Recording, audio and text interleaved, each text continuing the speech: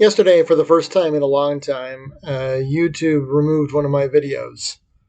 And because it's my first time in a long time, they're not giving me a strike. When YouTube does this, it shows its bias and its hand tilted. And it reminds me of something else. We'll get to this desktop in a moment. This is actually uh, my dashboard for my channel. And this is the video right here that they took down before it got any views. So um, years ago, I completed a video and submitted it for a contest. And I didn't really expect to win, but it took longer than I expected for them to reject it. And when they finally rejected it, they found in one still shot out of like over 100 still photos that I was wearing a t-shirt like this one. Oops, it's on this side. With a United States Air Force emblem in it. And that was the reason they decided to disqualify me, is because they found a government insignia in it, and that was what disqualified it. It seems like so many of these free speech forums, so-called, these social media sites, bend over backwards to strain at gnats and for those they don't like, and to swallow camels for those they do. So this is the video here. Women, Abortion, and the Ethics of Murder. And this video was taken down because I mentioned the disease we're not allowed to mention on YouTube in this video. And I speculated about something. And so they took the whole thing down. And in this video, I talked about what's a woman, as you can see in the thumbnail. I talked about abortions because there's the rumor going around about Roe versus Wade being overturned. And I talked about ethical decisions because last week in class, I mentioned a little bit about bioethics, particularly for those who are going into the medical profession.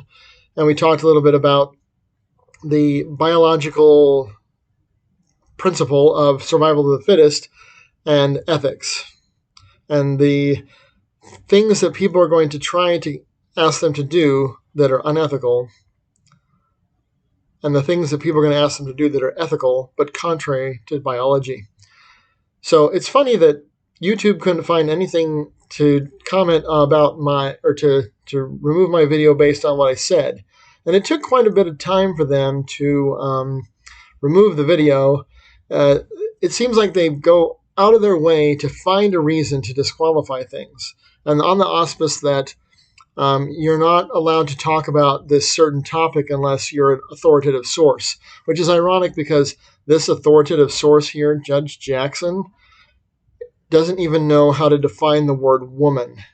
And if she's an authority, then so am I. Because, as I said in that video, and I'll say in this one, I may not be a biologist, but I teach biology because I have a biochem degree. It seems in our world that unless you have this exact specific title, that you've been given that title by someone of whom they approve, that you're not qualified to speak on a subject.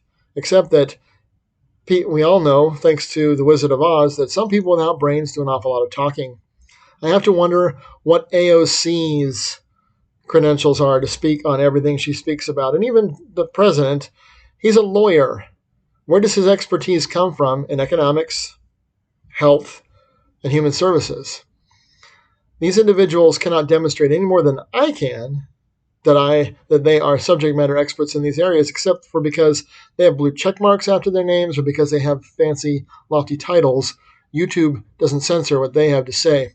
The great irony is that if I wanted to, I could go get my transcripts and I could show you and document that I actually am qualified to speak on this, and the college sends me into class to teach biology. Clearly, the university for which I work thinks I'm qualified to define what a woman is.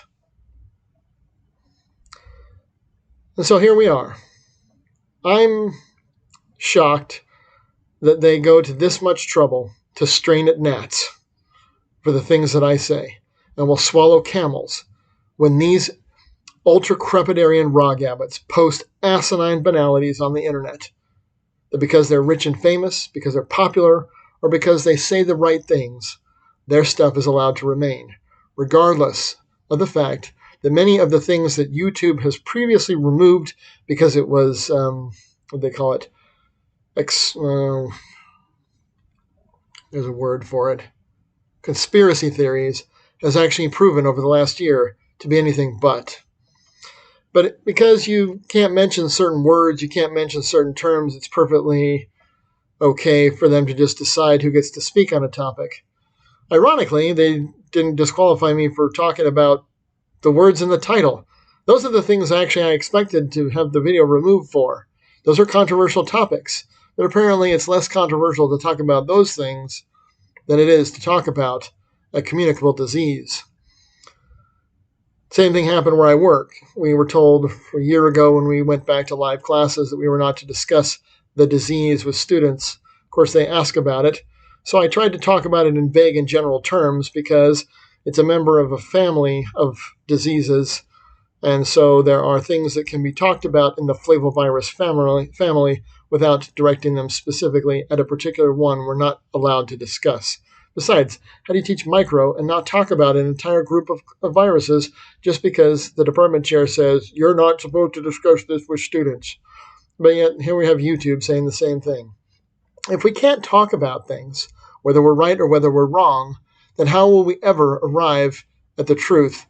If some unidentified, nameless, faceless bureaucrat sitting in a chair in an office or in his parents' basement is allowed to determine what I can and cannot say, someone I did not elect, then I do not have the right to free speech.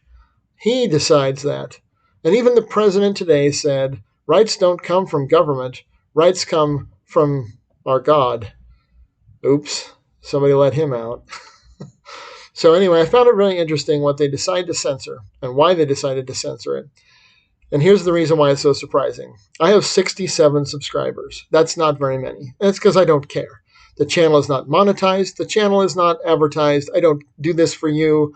I don't even know if anyone will see this. In fact, I wouldn't be surprised if they take this video down. They'll find a way if they want. So if you look at it, I am not a threat, and yet they have bent over backwards to treat me as if I was. My reach is really infinitesimal. And yet they are so steeped in this ideology that they went after somebody who makes no money from any of the videos that he produces and who has so few subscribers that I actually periodically get comments about how I shouldn't waste my time because I don't have subscribers. Well, I don't finish all my videos with like, share, and subscribe because I don't care. And because I think that you're smart enough to where if you want to share it, you will. I don't need to remind you of that. And since I'm not doing this for money, I don't care if you don't subscribe. Because you don't have to subscribe to find my content. Once you've watched one of my videos, you'll find the rest. In fact, that's how people find me, is because they've watched the videos I'm in for class. And they find me because of that. So it's pretty damn funny that that's where probably a third of my subscribers actually came from. They're former students that I've actually never met.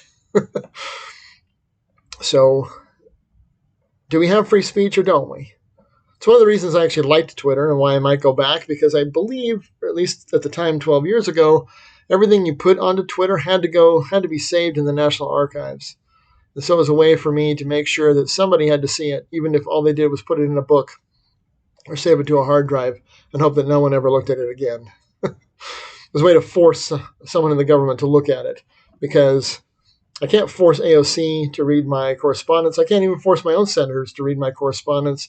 And the only way it seems to be to get somebody to actually look at what I have to say is to say something controversial or forbidden, and then it's seen by people who don't want to hear it anyway. So maybe this is a lost cause. Maybe this is a worthless pursuit.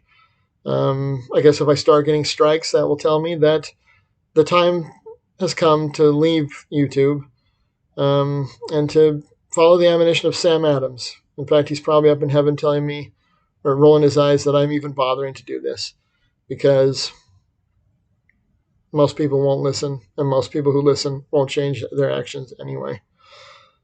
In any case, if you find my thoughts amusing, then laugh. If you find them to be helpful, then use them. And if you find them to be the ramblings of an insane maniac, then thank God that he taught you to be wiser than I. Oh, be wise. What can I say more? Take care of yourselves and each other.